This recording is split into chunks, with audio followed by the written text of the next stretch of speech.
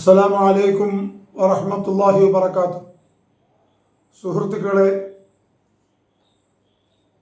Palluruthy cent Reetha സ്കൂളിലെ തട്ടം ഇട്ട പെൺകുട്ടിയുടെ തട്ടം ഊരിച്ച സംഭവവുമായി ബന്ധപ്പെട്ട് കേരളമൊട്ടുക്ക് ഒരുപാട് ചർച്ചകൾ നടക്കുകയാണ്. യാഥാർത്ഥ്യത്തിൽ അത് അത്ര വലിയൊരു ചർച്ചയ്ക്ക് ഇടം ആകേണ്ട ഒരു കാര്യവും അതിലില്ല. വളരെ നിസ്സാരമായി ആ രക്ഷിതാവിനെ വിളിച്ചു വരുത്തി ആ കുട്ടിയെയും കൂടി റൂമിലിരുത്തി ആ പ്രിൻസിപ്പാളിന് തീർക്കാവുന്ന ഒരു കാര്യമുള്ളൂ. പക്ഷെ അവരുടെ വിവരക്കേടും അവരുടെ അഹന്തയും അവരുടെ അഹങ്കാരവും അവരുടെ ഉള്ളിലുള്ള ഒരു വർഗീയ വിദ്വേഷവുമാണ് ഇത്രയും ചർച്ചകൾക്ക് ഇടം വരുത്തിയത്. ഇപ്പോഴെവിടെയൊക്കെ എത്തി നിൽക്കുന്നു ചർച്ച?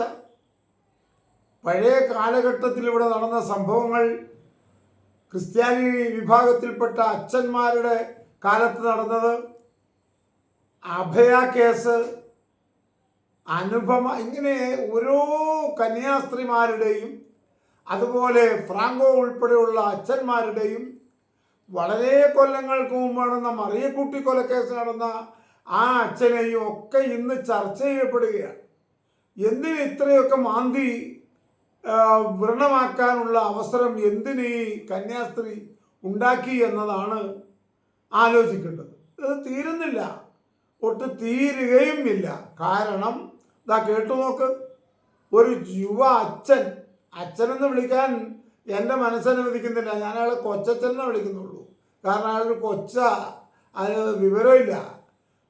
ഈ അച്ഛന്മാരെന്ന് പറഞ്ഞാൽ ക്രിസ്ത്യാനികളുടെ ഏറ്റവും കൊള്ളാവുന്ന ഇടവകയിലൊക്കെ അവർ ഉയർന്ന പലരും ഉണ്ട്. പക്ഷെ ഇത്ര വിവരദോഷിയായ ഒരച്ഛനെ, ഒന്നും അറിയില്ലാത്ത ഒരു അച്ഛനെ ഞാൻ ഇന്ന് ഈ സംസാരത്തിൽ നിന്നാണ് കേട്ടത്. കേട്ടു നോക്ക്, നിങ്ങൾക്കും ഉദ്യോഗം. 10ാം ക്ലാസ് പഠനത്തിന് ശേഷമാണ് ഒരാൾ പോകുന്നത്. വീണ്ടും അവിടെ 4-5 വർഷത്തിന് പഠനത്തിന് ശേഷമാണ് ഈ സഭയുടെ നിയമങ്ങളെല്ലാം മനസ്സിലാക്കി അവര് പൂർണ്ണ മനസ്സോടുകൂടി സ്വാതന്ത്ര്യത്തോടുകൂടി അവരുടെ ചോയ്സ് അവർ തിരഞ്ഞെടുക്കുന്നത്. അപ്പോൾ ഈ കുട്ടിക്ക് 18 വയസ്സ് കഴിഞ്ഞ് 19-20 വയസ്സിലാണ്. അതല്ലാതെ കുഞ്ഞു കുട്ടിയുടെ മേല് ഒരു മതാചാരം അടിച്ചേൽപ്പിക്കുന്ന രീതിയേ അല്ല. കേട്ടില്ലേ അദ്ദേഹം പറയുന്നത്? ഇവിടെ കന്യാസ്ത്രീയാകാൻ പഠിക്കാൻ പോകുന്നത് ഏത് പ്രായത്തിലാണെന്നോ അവർ പോയ കാര്യത്തെക്കുറിച്ച് തർക്കമോ ഒന്നും ഇവിടെ ഇല്ല. ഇവിടെ ഉള്ള തർക്കം, ഒരു കന്യാസ്ത്രീ അവരുടെ ഉത്തരവാദിത്തത്തെ മറന്നുകൊണ്ട് ഒരു വർഗീയപരമായ കാഴ്ചപ്പാടോടെ പ്രവർത്തിച്ചു എന്നതാണ് വിഷയം. അതാണ് വിഷയം. അതിനെ സംബന്ധിച്ച് ന്യായീകരിക്കാൻ വന്ന ഈ കൊച്ചച്ഛൻ പറഞ്ഞതെന്താ? കന്യാസ്ത്രീമാർ പഠിക്കാൻ പോകുന്നത് 10ാം ക്ലാസ് കഴിഞ്ഞിട്ടാണ്, 10-20 വയസ്സ് കഴിഞ്ഞിട്ട് അവരുടെ സ്വയം ഇഷ്ടത്തോടു കൂടിയാണ്. ആരാ ഇഷ്ടത്തോടു കൂടിയാണെന്ന് പറഞ്ഞത്? സ്വയം ഇഷ്ടത്തോടു കൂടിയാണെന്ന് എടുത്തു പറഞ്ഞതിൽ നിന്ന് നമുക്ക് തോന്നുന്നത് നിർബന്ധിച്ച് കന്യാസ്ത്രീ ആക്കുവാണെന്നാണല്ലോ. അങ്ങനെയില്ലേ? യഥാർത്ഥത്തിൽ പോകാൻ താല്പര്യമില്ലാത്തവരെ കന്യാസ്ത്രീയാക്കാൻ നിർബന്ധിച്ചയക്കുന്ന സമ്പ്രദായം ഇല്ലേ? ഉണ്ടെന്നുള്ളതാണല്ലോ സ്വയം ഇഷ്ടത്തോടു കൂടിയാണെന്ന് പറയുന്നതെന്ന് മനസ്സിലാകേണ്ടത്. അല്ലെങ്കിൽ കന്യാസ്ത്രീകൾ കന്യാസ്ത്രീയാകാൻ പോകുന്നത് സ്വയം ഇഷ്ടത്തോടു കൂടിയാണോ? അവരെത്രാമത്തെ വയസ്സിലാണ് പോകണം? ഇതൊന്നും ഇവിടുത്തെ ചർച്ചയില്ല. അതൊന്നും ഇവിടെ പറയേണ്ട കാര്യവുമില്ല. ഇവിടെ പറയേണ്ടത് ഒരു 9ാം ക്ലാസ്സിൽ 8ാം ക്ലാസ്സിൽ പഠിക്കുന്ന ഒരു പെൺകുട്ടി സ്കൂളിൽ ശിരോവസ്ത്രം ധരിച്ചുകൊണ്ട് വന്നു. മുഖം മൂടിയല്ല വന്നേ, ശിരോവസ്ത്രം മാത്രം ധരിച്ചു വന്നു. അത് ഇപ്പോഴും ചിലരൊക്കെ പറയുന്നത് ജൂൺ മാസത്തിൽ വന്നു, ആ ജൂൺ മാസത്തിൽ മുതലത്തെ. അങ്ങനെയല്ല. ആ കുട്ടി ഈ സ്കൂളിൽ വന്ന അന്ന് മുതൽ ശിരോവസ്ത്രം ധരിച്ചാ വരുന്നേ. പക്ഷെ ഇത്തരം വളരെ ഗൗരവത്തോടുകൂടെ നിൽക്കുന്ന ഈ കന്യാസ്ത്രീയെ, ആർക്കും പേടി തോന്നുന്ന സ്വഭാവത്തോട് പെരുമാറുന്ന ഈ കന്യാസ്ത്രീയെ പേടിച്ച് ആ കുട്ടി സ്കൂളിൻ്റെ ഗേറ്റിൽ വരുമ്പോൾ ആ ശിരോവസ്ത്രം ഊരി ബാഗിൽ വയ്ക്കും. എന്നിട്ട് മുടി തുറന്നിട്ടിട്ട്, തല തുറന്നിട്ടിട്ട് മുടി കാണിച്ചുകൊണ്ട് സ്കൂളിലേക്ക് കയറും. ഈ കന്യാസ്ത്രീ പേടിച്ചാ അത് ചെയ്യുന്നത്. കാരണം മതനിയമം അനുസരിച്ച് ഞങ്ങളെ സംബന്ധിച്ചിടത്തോളം, മുസ്ലിമിനെ സംബന്ധിച്ച് സ്ത്രീകൾ അവരുടെ മുഖവും മുങ്കയും ഒഴിച്ചുള്ള ഭാഗം മറക്കൽ നിർബന്ധമാണ്. തല മറയ്ക്കുക എന്നുള്ളത് നിർബന്ധമാണ്. അപ്പം ആ പെണ്ണ് മറച്ചിട്ടില്ലല്ലോ, ഈ താത്ത മറച്ചിട്ടില്ലല്ലോ, ആ മൗലവിയുടെ അവിടെ മറച്ചില്ലല്ലോ, അതൊന്നും ഇവിടെ വിഷയ ചർച്ചയല്ല. ഈ നിയമങ്ങൾ മുഴുവൻ അനുയായികളും ചെയ്യുന്നുണ്ടോ, മുഴുവൻ മുസ്ലിങ്ങളും അനുഷ്ഠിക്കുന്നുണ്ടോ എന്നുള്ളതല്ല ചർച്ച. ഇസ്ലാമിൻ്റെ നിയമമാണ്. ആ നിയമം അനുസരിക്കുന്ന ഒരു രക്ഷിതാവ്, ആ രക്ഷിതാവ് അവരുടെ കുട്ടിയെ ഈ ശിരോവസ്ത്രം ധരിച്ചാണ് സ്കൂളിലേക്ക് പറഞ്ഞയച്ചത്. പക്ഷെ നിങ്ങൾ ആകുന്ന ഈ കന്യാസ്ത്രീയുടെ മൃഗീയമായ പെരുമാറ്റം, അല്ലെങ്കിൽ വർഗീയമായ പെരുമാറ്റം, അല്ലെങ്കിൽ മുസ്ലിം പെൺകുട്ടികളെ കാണുമ്പോൾ ഇവർക്കുണ്ടാകുന്ന ആ വിദ്വേഷം, ആ വെറുപ്പിനെ തുടർന്ന് ഇവർ ആ കുട്ടിയെ വളരെയധികം മാനസികമായി പീഡിപ്പിക്കുന്നത് കൊണ്ട് ഗേറ്റിങ്ങിൽ ആ കുട്ടി വസ്ത്രമൂരി ബാഗിൽ വെച്ചുകൊണ്ട് വരുന്നു എന്നാണ്. പിന്നീട് ആ വസ്ത്രം ധരിക്കാൻ കാരണം എന്താ? അവിടെ ക്ലാസ് ഇല്ലാത്ത ഒരു ദിവസം, അവിടെ എന്തോ പരിപാടി സ്കൂളിൽ നടക്കുന്ന ദിവസം, ഇന്ന് ക്ലാസ് ഇല്ലല്ലോ, അപ്പൊ പിന്നെ ശിരോവസ്ത്രം ഊരേണ്ട കാര്യമില്ല എന്നോർത്ത് ആ പാവം അത് ഇട്ടുകൊണ്ടങ്ങ് കയറിപ്പോയി. അപ്പോഴേ കന്യാസ്ത്രീയുടെ നോട്ടം അവിടെ എത്തി. ഉടനെ വിളിച്ചു, റൂമിലേക്ക് കയറ്റി അവിടെ നിർത്തി അന്തരീക്ഷം അങ്ങോട്ട് പിന്നെ രക്ഷിതാവിനെ വിളിച്ചുകൊണ്ടിരുന്നതായി. ഒരു പ്രാവശ്യം സ്കൂളിലെന്തോ പരിപാടി നടക്കുന്ന സമയത്തെ ഈ കുട്ടി ശിരോവസ്ത്രം അണിഞ്ഞിട്ടുള്ളൂ. അല്ലാത്ത ദിവസങ്ങളിലൊക്കെ വീട്ടിൽ നിന്ന് അണിഞ്ഞു വരികയും സ്കൂളിന്റെ ഗേറ്റിങ് വെച്ച് അത് ഊരി ബാഗിലിടുകയും ചെയ്യും ഈ കന്യാസ്ത്രീയെ പേടിച്ചുകൊണ്ട്. എന്നാൽ സ്കൂളിന്റെ ഏതെങ്കിലും ഒരു നോംസ് വിദ്യാഭ്യാസ വകുപ്പ് പുറപ്പെടുവിച്ചതോ, അല്ലെങ്കിൽ കേരളത്തിൽ നിലനിൽക്കുന്ന വിദ്യാഭ്യാസ വകുപ്പിന്റെ ഏതെങ്കിലും ഒരു ബുക്കിൽ, ഒരു പുസ്തകത്തിൽ, ഒരു നിയമത്തിൽ ശിരോവസ്ത്രം ധരിച്ചുകൊണ്ട് വിദ്യാർത്ഥികൾ സ്കൂളിൽ പോകാൻ പാടില്ല എന്ന നിയമമില്ല. അങ്ങനെ ഒരു വിഷയം കേരളത്തിൽ ചർച്ച നടന്നിട്ടില്ല. കർണാടകയിലും അവിടെ ഇവിടെയൊക്കെ പലതും നടക്കുന്നുണ്ട്. അവിടെയൊക്കെ പോത്ത് ബീഫ് കഴിച്ചയാളെ തല്ലിക്കൊല്ലാറുണ്ട്. കന്യാസ്ത്രീകളെ ഓടിച്ചിട്ട് തല്ലുന്നുണ്ട്. ക്രിസ്ത്യൻ പള്ളികൾ പൊളിക്കുന്നുണ്ട്. അതൊക്കെ അവിടെ ഇവിടെയൊക്കെയാണ്. ഈ കേരളം അതൊന്നും ഉള്ള നാടല്ല. ഈ കേരളം സഹിഷ്ണുതയുടെ, ഒരു ബഹുസ്വരതയുടെ, ഒരു മര്യാദയുടെ, മന്നത്ത് പത്മനാഭൻ നായരുടെയും പട്ടൻ ദാനപിള്ളയുടെയും ആർ ശങ്കറിൻ്റെയും ഒക്കെ നാടാണിത്. ഈ നാട്ടിൽ അതിൻ്റെതായ ഒരു നന്മയുണ്ട്. ഇത് ബാഫക്കിത്തങ്ങളുടെ നാടാണ്. ഇത് കുമാരനാശാന്റെ നാടാണ്. ഇത് ഒരുപാട് വിദ്യാസമ്പന്നരുടെയും സൽഗുണസമ്പന്നരുടെയും ദീർഘദൃഷ്ടിയുള്ള ബുദ്ധിമാന്മാരായ ആണുങ്ങളുടെയും നാടാ. ഇവിടെ ഒരു പ്രശ്നവും ഇത്തരത്തിലുള്ളത് വിലപ്പോവില്ല. ഈ അച്ഛൻ ഇപ്പൊ ചോദിക്കുന്നുണ്ട്, അച്ഛനല്ല കൊച്ചച്ഛൻ പറയുന്ന വർത്തമാനം കേട്ടു നോക്കി. എന്ത് ഈ കുട്ടിയുടെ എന്താണ് 10ാം ക്ലാസ് കഴിഞ്ഞിട്ടാണ് ഈ കന്യാസ്ത്രീ ശിരോവസ്ത്രം ധരിക്കുന്നത്. ഈ കുട്ടിയുടെ ചെറുപ്പത്തിലെ മതത്തിന്റെ നിയമം അടിച്ചേൽപ്പിക്കുകയാണ്. നിയമം അങ്ങനെ അടിച്ചേൽപ്പിക്കണേ?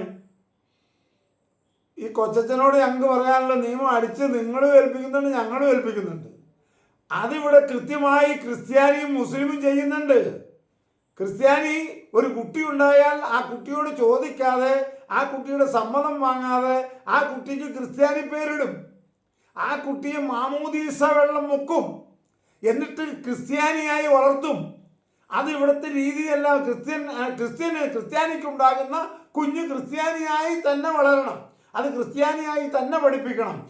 അതിനു വേണ്ട രീതിയിൽ അതിൻ്റെ ശൈശവത്തിൽ തന്നെ അതിന് മാമോദീസ വെള്ളം മുക്കി അത് ആ രീതിയിൽ അവർ പഠിപ്പിച്ച് ക്രിസ്ത്യാനിയാക്കി വളർത്തും. മുസ്ലിമോ ഒരു കുഞ്ഞ് ജനിച്ചാൽ ആശുപത്രിയിലാകട്ടെ വീട്ടിലാകട്ടെ പ്രസവം എവിടെ നടന്നാലും ആ പ്രസവിക്കുന്ന കുഞ്ഞിന്റെ വലത് ചെവിട്ടിൽ വാങ്ങും, ഇടത് ചെവിട്ടിൽ ഇഖാമത്തും കൊടുത്തുകൊണ്ട് അവിടെ നിന്ന് മുതൽ ഇസ്ലാമിന്റെ നിയമം ആ കുട്ടിയെ പഠിപ്പിക്കാൻ തുടങ്ങും.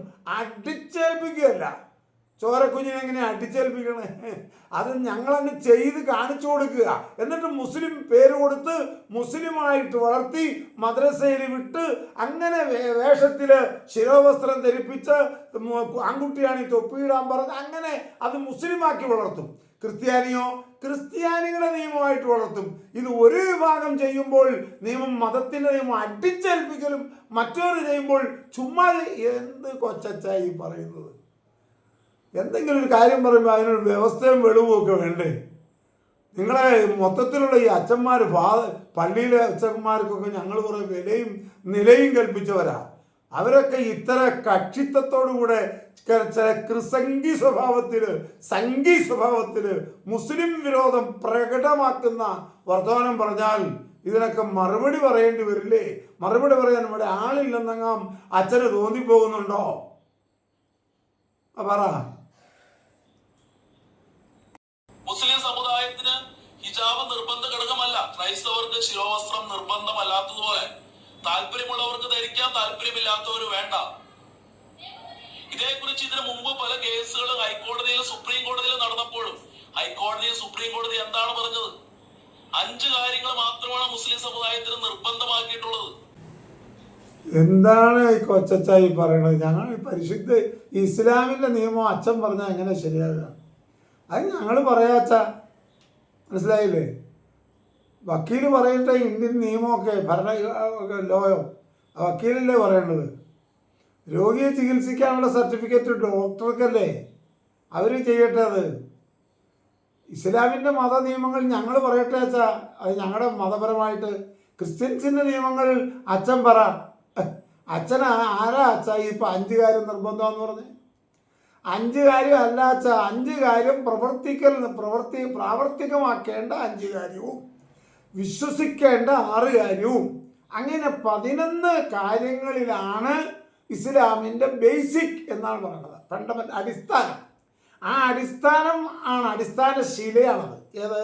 5 കാര്യം പ്രാവർത്തികമാക്കലും 6 കാര്യം വിശ്വസിക്കലും. ഇത് ഇസ്ലാമിൻ്റെ ഫണ്ടമെൻ്റൽ അടിസ്ഥാനപരമായ തത്വം.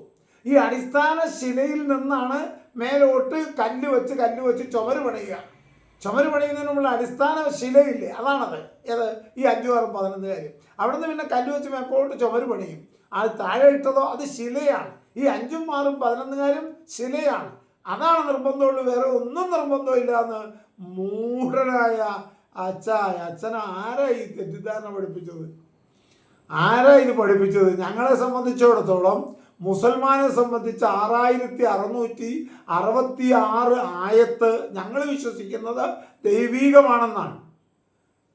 മുഹമ്മദ് നബി സംസാരിച്ചു പോയ വർത്തമാനങ്ങൾ ഹദീസ്.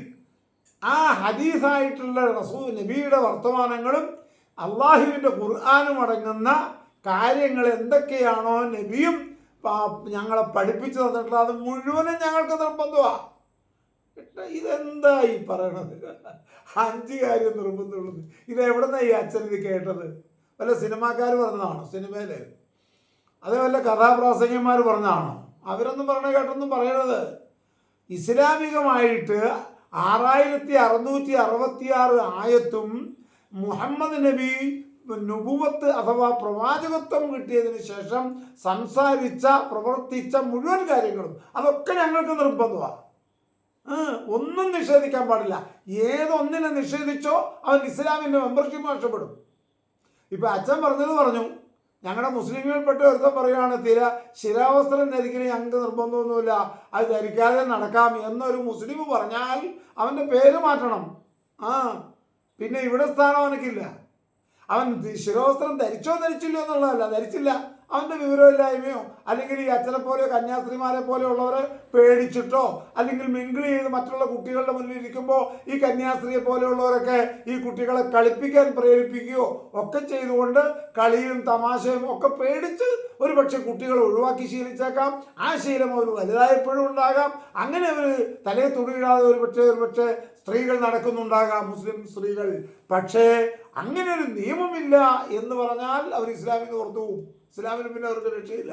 താടി വെച്ചില്ല എന്ന് പറഞ്ഞ് വലിയ പ്രശ്നമില്ല. താടി വടിക്കൽ ഇന്നതാണ് തെറ്റാ, അത് അങ്ങനെ ഒരു വിഷയമില്ല എന്ന് പറയാൻ പാടില്ല ഞങ്ങൾക്ക്. അതുപോലെ പുരുഷൻ തലമറക്കൽ സുന്നത്താ, അങ്ങനെ ഒരു ചര്യയില്ല നബിക്ക് എന്ന് ഞങ്ങൾ പറഞ്ഞാൽ ഞങ്ങളുടെ പ്രാഥമിക മെമ്പർഷിപ്പ് നഷ്ടപ്പെട്ടു. ഞങ്ങൾക്ക് നഖം മുറിക്കൽ നബിയുടെ ചര്യ. ആ നഖം മുറിക്കൽ അങ്ങനെ നബിക്കൊരു ചര്യയില്ല, അങ്ങനെ നഖം മുറിക്കൊന്നും വേണ്ട എന്ന് പറഞ്ഞാൽ ഈ ഇസ്ലാമിൻ്റെ പ്രാഥമിക മെമ്പർഷിപ്പ് അങ്ങ് പോവും. അതാണ് ഈ ഇസ്ലാം എന്ന് പറഞ്ഞാൽ. ആ ഇസ്ലാമിൽ 5 കാര്യം നിർബന്ധമുള്ളൂ എന്നൊക്കെ കയറി ഞങ്ങളുടെ ഈ നിയമത്തെക്കുറിച്ച് പറയാൻ കൊച്ചച്ഛനെ ആരാ പഠിപ്പിച്ചത്? കുറച്ചുകൂടെ മുതിർന്ന അച്ഛന്മാരോട് ചോദിച്ചു നോക്ക്. അവർക്കറിയാം എന്താണ്. അവർ പഴയ നിയമമൊക്കെ പഠിച്ചവരല്ലേ. ബൈബിളിൻ്റെ പുതിയ നിയമമല്ലല്ലോ, പഴയ നിയമമേ. മറ്റേ കഥ പറയണ പഴയ നിയമം. ഏത് കഥ പറയണേ? ചേലാക്രമം നടത്തണം എന്ന് പഠിപ്പിക്കുന്ന ആ പഴയ നിയമം.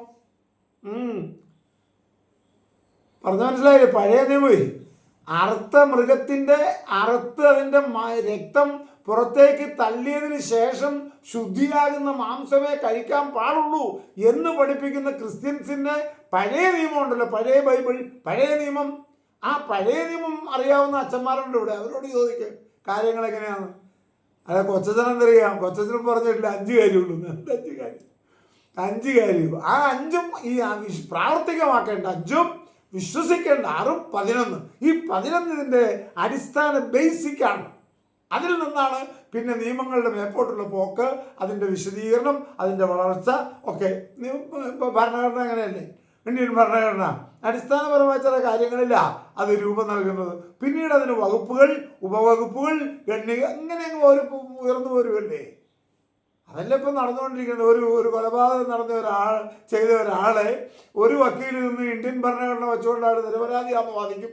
അതേ ഇന്ത്യൻ ഭരണഘടന വെച്ചുകൊണ്ട് മറ്റേ വക്കീലാൾ കുറ്റം ചെയ്തതാണെന്ന് വാദിക്കും. ഈ വാദം എല്ലാം കേട്ടതിന് ശേഷം ജഡ്ജി ഒരു വിധിയും പറയും. ഈ വന്നതും പറഞ്ഞതും ആരാ? വക്കീൽ പറഞ്ഞതും ഈ വക്കീൽ പറഞ്ഞതും രണ്ടും ഒരു നിയമത്തെ പ്രതിപാദിച്ചുകൊണ്ടാണ്. ആ നിയമത്തെ പ്രതിപാദിച്ചുകൊണ്ട് തന്നെയാണ് ജഡ്ജി വിധിക്കുന്നത്. അപ്പോൾ 5 കാര്യമുള്ളൂ. ഇതാരാ പറഞ്ഞത്? എന്തെങ്കിലുമൊക്കെ വിളിച്ചു പറയല്ലേ അച്ഛാ? മോശമല്ലേ? നിങ്ങൾ ക്രിസ്ത്യാനികൾ, നിങ്ങൾക്ക് ചില നിയമമുണ്ടെന്ന് ഞങ്ങൾക്കറിയാമല്ലോ. ബൈബിൾ വിശ്വസിക്കുന്നവരാണ്. നേരത്തെ പറഞ്ഞില്ലേ, അച്ഛൻ പറഞ്ഞല്ലോ, ഞങ്ങൾക്ക് ശിരോവസ്ത്രം നിർബന്ധമൊന്നുമില്ലാന്ന്. ശിരോവസ്ത്രം നിർബന്ധമില്ലാന്ന് ആരാ പറഞ്ഞേ? ഇപ്പോഴത്തെ കയ്യിലിരിക്കുന്ന ബൈബിൾ, പഴയ ബൈബിളിൻ്റെ അകത്തല്ല, ഇപ്പോഴത്തെ ബൈബിളിൽ പോലും ശിരോവസ്ത്രം ധരിക്കാതെ പള്ളിയിൽ പ്രാർത്ഥിക്കാൻ ഒരു സ്ത്രീ, ഒരു ക്രിസ്ത്യൻ സ്ത്രീ വന്നാൽ അതിലും നല്ലത് അവൾ ആ മുടി മൊട്ടയടിച്ചുകൊണ്ട് നടക്കട്ടെ എന്നാണ് ബൈബിൾ പറയണത്. അത് നിർബന്ധമില്ലാത്തതുകൊണ്ടാ.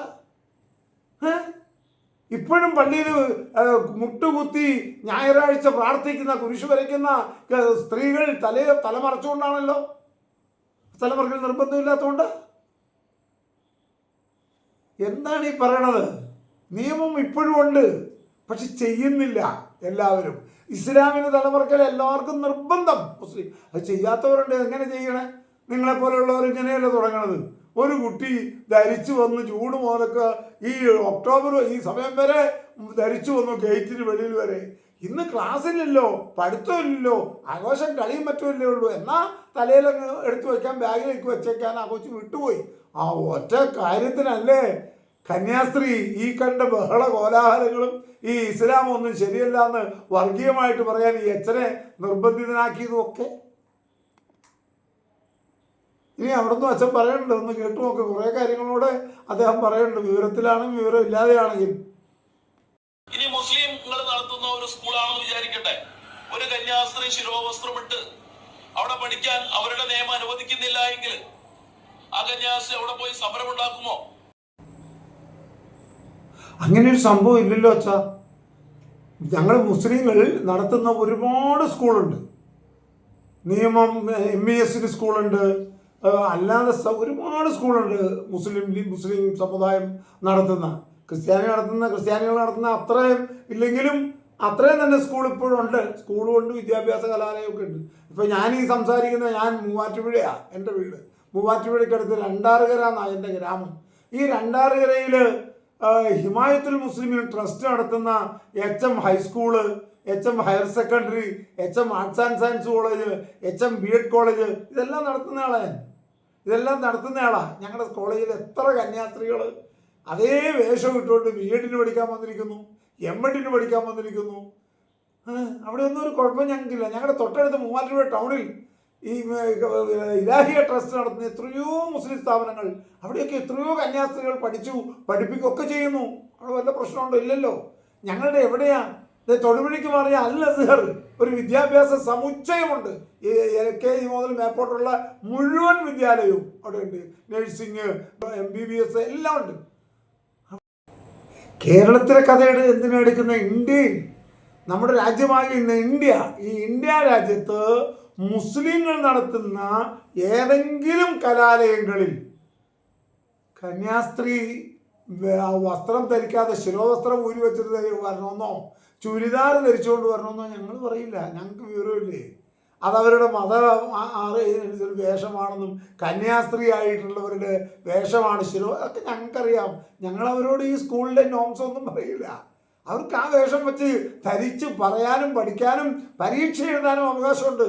ഞങ്ങളുടെ സ്കൂളുകളിലൊന്നും ഇന്ത്യ രാജ്യത്ത് ഞങ്ങൾ നടത്തുന്ന ഒരു കലാലയത്തിലും ഒരു ക്രിസ്ത്യാനിക്ക് ഞങ്ങൾ അവരുടെ വേഷം മാറി വരണമെന്ന് ഞങ്ങൾ പറയാറില്ല. ഒരു ഹിന്ദു കുട്ടി ഹിന്ദു വേഷം ചന്ദനം പൂശാതെയോ അല്ലെങ്കിൽ മറ്റ് ശബരിമല സീസണാണെങ്കിൽ മാല ഇടാതെയോ മാല ഇടുന്ന സമയത്ത് മാല ഊരി വെച്ച് വരണമെന്നോ ഒന്നും ഞങ്ങൾ പറയാറില്ല. ഞങ്ങൾക്ക് അതിനെക്കുറിച്ചൊക്കെ കാഴ്ചപ്പാടുണ്ട്. ഞങ്ങൾക്കറിയാലോ അത് അവരുടെ മതത്തിൻ്റെ നിയമമാണ്, അത് അവർക്ക് ഒഴിവാക്കാൻ പറ്റില്ല എന്ന്. അതുപോലെ നിങ്ങളും മനസ്സിലാക്കണമെന്നേ ഉള്ളൂ. ഞങ്ങളുടെ മതത്തിൻ്റെ നിയമമാണ് ശിരോവസ്ത്രം. അത് ധരിച്ചേ പറ്റൂ, അത് ധരിച്ചേ ഞങ്ങൾ സ്കൂളിൽ പഠിക്കൂ. അതാ ഞങ്ങളുടെ നിയമം. അത് ഞങ്ങൾ അങ്ങനെയാണ്. ഞങ്ങൾ മതപരമായ കാര്യങ്ങളിലൊക്കെ അങ്ങനെയാണ്. അത് നിങ്ങൾ തീവ്രവാദി എന്ന് പറഞ്ഞാലും അല്ലാന്ന് പറഞ്ഞാലും അനുഷ്ഠിക്കുന്നവരൊക്കെ അത് കൃത്യമായി അനുഷ്ഠിക്കുന്നവരും അനുഷ്ഠിക്കണമെന്ന് നിർബന്ധ ബുദ്ധിയുള്ളവരുമാണ്.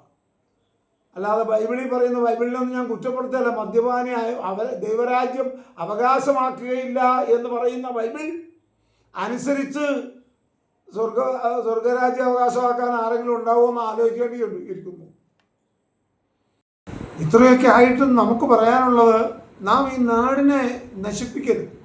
ഈ നാട് ക്രിസ്ത്യൻ കുട്ടികൾ ക്രിസ്ത്യാനിയുടെ സ്കൂളിൽ, മുസ്ലിം കുട്ടികൾ മുസ്ലിം സ്കൂളിൽ, ഹൈന്ദവ കുട്ടികൾ ഹിന്ദു സ്കൂളിൽ എന്നൊരു തത്വത്തിലേക്ക് രാജ്യം എത്തരുത്. ഈ രാജ്യം അങ്ങനെ ആകരുത്. ഈ രാജ്യം എന്ന് പറയുന്നത് ഇവിടെ ക്രിസ്ത്യൻസിൻ്റെ മുഴുവൻ നിയമങ്ങളും അനുസരിക്കാവുന്നിടത്തോളം ഒക്കെ അനുസരിച്ചുകൊണ്ട് അവരിവിടെ ജീവിക്കുന്നതിന് ആരും അവരെ എതിർക്കുന്നില്ല. ഹൈന്ദവർ അവരുടെ നിയമങ്ങൾ അനുസരിച്ച് ജീവിക്കുന്നതിനും ഇവിടെ ആരും എതിർപ്പല്ല. മുസ്ലിങ്ങളെയും അങ്ങനെ ജീവിക്കാൻ അനുവദിക്കണം എന്നേ ഞങ്ങൾക്ക് പറയാനുള്ളൂ. ഞങ്ങൾ ക്രൈസ്തവരുടെ നിയമം അനുസരിച്ച് ഇവിടെ ജീവിക്കാൻ പാടില്ല ഞങ്ങൾ പറയുന്നില്ല. കുരിശും കൊടയും എടുത്ത് ഘോഷയാത്ര പള്ളികളിൽ നിന്ന് നടത്തുമ്പോൾ ഞങ്ങളുടെ കടയിൽ കൂടെ മുന്നിൽ കൂടെയാ, ഞങ്ങളുടെ അങ്ങ് ടൗണിൽ കൂടെയാ, അത് പാടില്ലെന്ന് ഞങ്ങൾ പറയില്ല. ഞങ്ങളുടെ പള്ളിയിൽ കൂടെ മുന്നിൽ കൂടെയായി ഘോഷയാത്ര, ഈ കുരിശും കൊടയെടുത്ത് ഞങ്ങൾ പറയില്ല. വേണം, അത് ഞങ്ങളുടെ നാടിൻ്റെ അലങ്കാരമാണ്, അത് ഞങ്ങളുടെ ഇടവക പള്ളിയിലെ പെരുന്നാളിൻ്റെയാണ് എന്ന് പറഞ്ഞ് ഞങ്ങൾ വേണ്ട സൗകര്യം ചെയ്യുക. അതാണ് മുസ്ലിങ്ങൾ. അതുപോലെ മുസ്ലിങ്ങൾ നബിദിന ഘോഷയാത്ര നടത്തും. വഴിയിൽ രണ്ട് വഴിയരികിലും ഈ മുസ്ലിം കുട്ടികളെയും മുസ്ലിം ജനസമൂഹത്തെയും മിഠായി കൊടുത്ത് വെള്ളം കൊടുത്ത് അവർക്ക് വേണ്ട എല്ലാ പ്രോത്സാഹനം ചെയ്യാൻ ഈ നാട്ടിലെ സകല നാനാജാതി മതത്തിൽപ്പെട്ട സ്ത്രീയും പുരുഷനും അണിനിരക്കുന്നത് ഞങ്ങൾ കാണുകയാണ്. അവരെ ഞങ്ങൾക്ക് എങ്ങനെ വെറുക്കാൻ കഴിയും? ഇവിടുത്തെ ഹൈന്ദവരുടെ ഓരോ ഘോഷയാത്രകൾ ഈ അടുത്ത കാലഘട്ടം വരെ ഏത് അമ്പലത്തിലാണ് ഉത്സവം നടക്കുമ്പോൾ ഇവിടുത്തെ മുസ്ലിങ്ങൾ പോകാത്തത്? കച്ചവടത്തിനായിട്ടും അല്ലാതെയുമൊക്കെ മുസ്ലിങ്ങൾ എവിടെ ക്ഷേത്രത്തിൽ ഉത്സവമുണ്ടോ, അമ്പലത്തിൽ ഉത്സവമുണ്ടോ, അത് മുഴുവനും ധന്യമാക്കുന്നത് മുസ്ലിങ്ങളെ കൊണ്ടല്ലേ? അവിടെ മുസ്ലിങ്ങൾ അത് പാടില്ലെന്ന് പറഞ്ഞ് ഞങ്ങളെപ്പോലെ മൗലവിമാർ ആരെങ്കിലും നിങ്ങൾ അമ്പലമുറ്റത്തിൽ പറയാറുണ്ടോ? ഇല്ല. അതൊക്കെ ഈ രാജ്യത്ത് നടക്കുന്ന കാര്യമാണ്. ഈ രാജ്യത്തിൻ്റെ പൈതൃകം അതാണ്. ഈ രാജ്യത്തിൻ്റെ പശ്ചാത്തലം അതാണ്. ഈ രാജ്യത്തിലെ ഞങ്ങളെ മുൻഗാമികൾ പഠിപ്പിച്ചതാണ്. ഇത് ബഹുസ്വരതയുടെ നാടാണ്, ഇത് മതേതരത്വത്തിൻ്റെ നാടാണ്, ഇത് മതമൈത്രിയുടെ നാടാണ്. മതമില്ലാതെ ജീവിക്കുന്നവർക്ക് അങ്ങനെ ജീവിക്കാം, അതിനെതിരില്ല. ഇവിടെ എല്ലാവരും ഒന്നുമില്ല, അവരുടെ. പക്ഷെ ഒരാളെയും എതിർക്കേണ്ടതില്ല. ഒരാൾക്ക് നേരെ അടിച്ചേൽപ്പിക്കാനും ഇങ്ങനെ ആ കുട്ടിയെ വേദനിപ്പിച്ചത് എന്തിനാ സിസ്റ്ററെ? ആ കുട്ടി ആ ശിരോവസ്ത്രം ധരിച്ചുകൊണ്ട് ആ മൂലക്കരുന്ന് പഠിച്ചു പോയാൽ എന്ത് സംഭവിക്കും? ഇവിടെ ഏത് ക്രിസ്ത്യാനിറ്റിക്കാ അതുകൊണ്ട് ദോഷം വരിക? അല്ലെങ്കിൽ ഞങ്ങൾ സമ്മതിക്കാം, സ്കൂൾ എന്ന് പറയുന്ന വിദ്യാഭ്യാസ മേഖലയിൽ ഈ ഗവൺമെന്റ് പുറപ്പെടുവിച്ച ലോയിൽ നിയമത്തിൽ അങ്ങനെ പാടില്ല എങ്കിൽ ഓക്കെ, അതില്ലല്ലോ.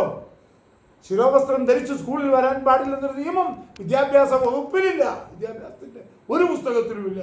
അതുകൊണ്ട് ഈ രാജ്യമേ, രാജ്യത്തെ നശിപ്പിക്കരുതേ, ഈ രാജ്യം തമ്മിൽ തല്ലരുതേ, ഈ രാജ്യം ഒരു വർഗീയ ലഹളയിലേക്ക് രാജ്യത്തെ കൊണ്ടുപോകരുതേ എന്ന അഭ്യർത്ഥനയോടെ, അപേക്ഷയോടെ സകലരും സംയമനം പാലിച്ച് കാര്യത്തെ നീതിപൂർവം നോക്കിക്കാണാൻ തയ്യാറാകണമെന്ന് അഭ്യർത്ഥിച്ചു നിർത്തുന്നു.